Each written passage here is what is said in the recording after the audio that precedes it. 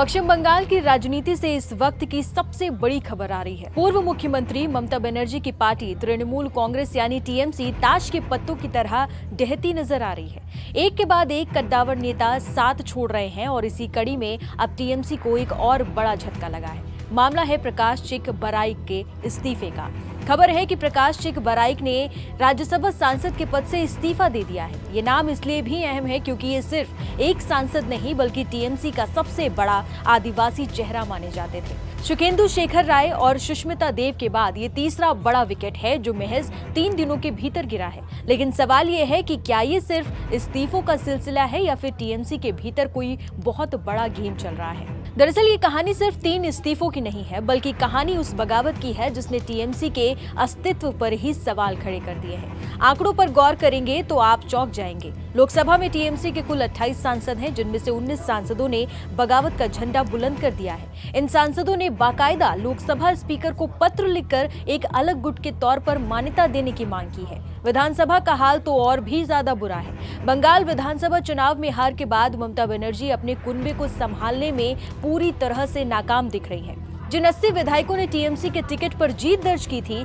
उनमें से 58 विधायकों ने अब अलग रास्ता चुन लिया है। इन बागियों ने ऋतुव्रत बनर्जी को अपना नया नेता मान लिया है, यानी ममता बनर्जी की पकड़ अब अपनी ही पार्टी पर रोज बरोज और कमजोर पड़ती जा रही है। इस्तीफा देने वाले नेताओं की प्रोफाइल को देखिए तो समझ आता है कि नाराजगी कितनी गहरी है। सबसे पहले 8 जून को सुखेंदु शेखर राय ने पार्टी छोड़ी। वो टीएमसी के सबसे पुराने और भरोसेमंद स्तंभ थे। उन्होंने साफ शब्दों में कहा कि ममता सरकार के 15 साल के शासन के तौर तरीकों की वजह से ही चुनाव में हार हुई है। फिर 10 जून को सुष्मिता देव ने झटका दिया जो 2021 में बड़े अरमानों के साथ कांग्रेस छोड़कर आई थी। सुष्मिता देव ने इस्तीफा देते ही असम के मुख्यमंत्री हिमंत विश्व शर्मा से मुलाकात की जिससे उनके बीजेपी में जाने की अटकलें तेज हो गई हैं। और अब प्रकाश चिक बराइक जिन्हें अभिषेक बनर्जी का बेहद करीबी माना जाता था, एक चाय बागान कर्मचारी से राज्यसभा तक का सफर तय करने वाले इस नेता का जाना टीएमसी के लिए नॉर्थ बंगाल में एक बहुत बड़ा झटका है। राज्यसभा में टीएमसी के 10 सांसद हैं लेकिन अब वहां भी पार्टी 2 धड़ों में बढ़ती नजर आ रही है। बंगाल के सियासत के जानकार मान रहे हैं कि ये कोई छोटी मोटी नाराजगी नहीं है बल्कि